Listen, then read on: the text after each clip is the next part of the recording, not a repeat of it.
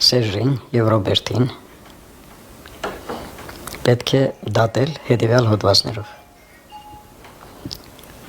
Առաջին, իշխանության բռնազավթում։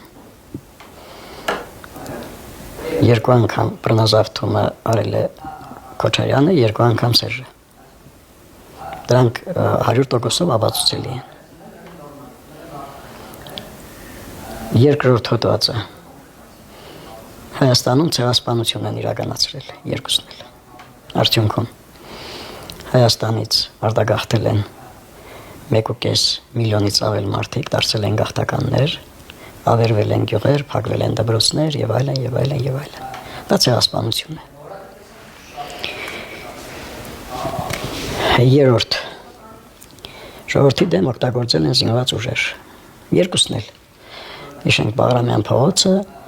լուսաձայնային նռնակները, ջրնետ մեքենաները եւ այլն, քանի անգամ։